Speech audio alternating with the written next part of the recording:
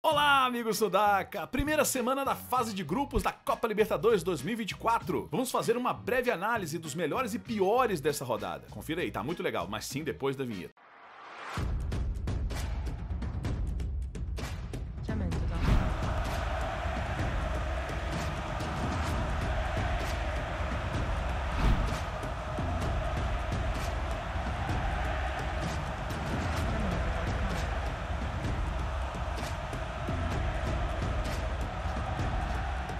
Pois é, amigos, a ideia é de fazer um vídeo rápido e dinâmico, sempre lembrando que essa é a minha opinião sobre essa primeira rodada. E deixe nos comentários sua opinião, mas não deixe também de deixar o seu like. E se você não conhece o canal Sudaca Brasil, tudo sobre futebol sul-americano, se inscreva nele. Tem outros vídeos falando também dessa Copa Libertadores. Inclusive uma série com todos os grupos, com detalhes de cada time. Mas antes de falarmos dos melhores, vamos analisar essa tabela aqui. Vou colocar rapidamente, falar rapidamente de todos os resultados. Cobressal empatou com 1-1 com o Barcelona de Guayaquil. O Barcelona foi mais time, no final bobeou, acabou tomando empate. Milionários 1-1 com o Flamengo, o jogo foi bem movimentado. O Milionários fez o gol no final. O Strongers 2-0 no Grêmio, o time reserva do Grêmio. Deportivo Táchira perdeu pro River Plate por 2-0. Universitário de Lima, Laú, Los Cremas venceram a Liga de Quito por 2-1.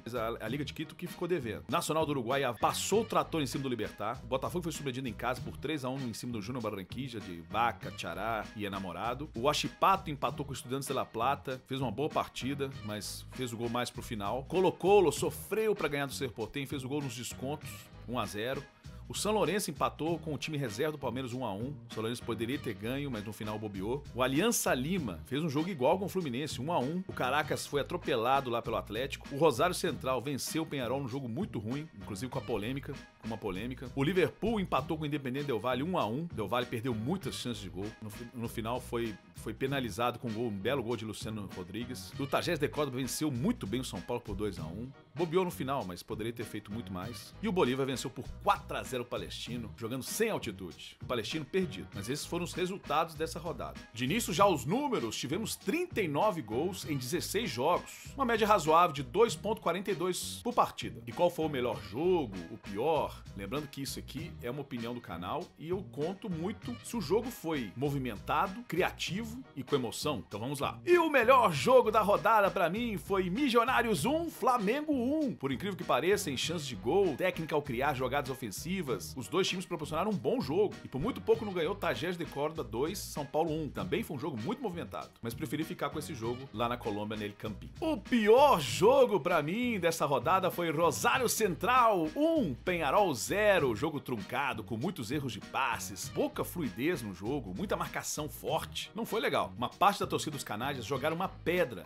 em campo que atingiu o jogador do Penharol, o lateral Maximiliano Oliveira, que teve um corte no rosto. E a Conmebol já puniu o Rosário Central, tirando o mando de campo do time nessa Copa Libertadores, além de uma multa bem alta. Era o mínimo que a Conmebol tinha que ter feito. Então vamos ao resultado que surpreendeu a todos. Foi o Júnior Barranquilla da Colômbia que venceu o Botafogo por 3-1 no Engenhão. Surpresa geral, o Júnior oscilava no Campeonato Colombiano, questionado o seu técnico Arturo Reyes, e conseguiu ganhar aqui no Brasil. É um feito. E a decepção da rodada fica com o Botafogo, que jogando em casa tomou um sacode do bom time do Júnior Barranquilla, experiente, que soube usar bem os contra-ataques. E o Botafogo perdido, mas já contratou um novo técnico. E o melhor time da rodada, aqui eu dividi o prêmio, que foi muito difícil escolher um só. Então resolvi dividir entre o Atlético Mineiro, que venceu o Caracas lá na Venezuela por 4-1, e não é só o resultado, é o volume de jogo que o time teve nessa partida. Diversas chances de gol. E foi um massacre em cima de um time fraco da Venezuela, que não vive bom momento. Mas eu tenho que ressaltar também a bela vitória do Nacional do Uruguai, no Parque Central, em cima do Libertad,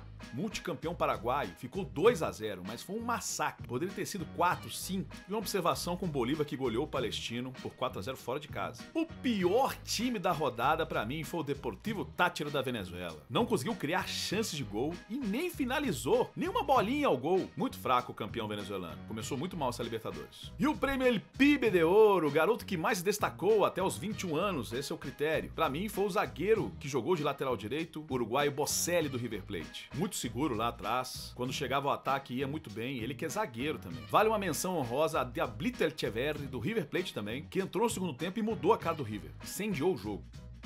E o goleirão da rodada, sim, vou ficar com Vizcarra do The Strongest, fez boas defesas, algumas até difíceis. Isso mostra que o time reserva do Grêmio deu um calor no Tigre, hein? O melhor jogador da rodada pra mim foi Ramiro Vaca do Bolívar. Jogou demais o meia, fluiu as jogadas de ataque, com passe entre linhas e visão de jogo. 73% de ações com a bola e 6 passes decisivos pra gol. É muito talento esse de Ramiro Vaca. Já indiquei ele no canal, hein? E o gol da rodada, fico com outro jogador do River Plate aqui, Nicolás Fonseca, filho do Daniel Fonseca, fez esse golaço aí de fora da área contra o Deportivo Táchira. Foi o segundo, olha, do meio da rua. E a seleção da rodada, segundo o SofaScore. Eu prefiro seguir o SofaScore do que a Conmebol. Mas eu também discordo. Vizcarra no gol, Bocelli na direita, Romero do Nacional do Uruguai, Quintana na zaga do Rosário Central, jogou muito bem, e Gabibás, né, do Nacional. Eu faria apenas uma alteração nesse time aí. Eu botaria o Gabriel Fuentes ou o Guilherme Arana, que jogaram muito bem, e colocaria um dos dois na lateral esquerda mesmo. Tiraria o Gabibás. No meio, eu concordo em deixar Paulinho, Ursino, Ramiro Vaca, e aí eu colocaria o Rubem Bota do Tajeres de Córdoba. O jogo fez uma bela partida. E lá na frente eu concordo, Chico da Costa jogou muito bem nessa partida, e Carlos Bacca, que foi decisivo no Júnior Barranquilla nessa vitória histórica em cima do Botafogo. Só essas alterações que eu faria nesse time do SofaScore. E aí, o que você acha desse time aí? Concorda? Em linhas gerais, não foi aquele início de Libertadores desejado pelos clubes brasileiros. Apenas o Galo venceu.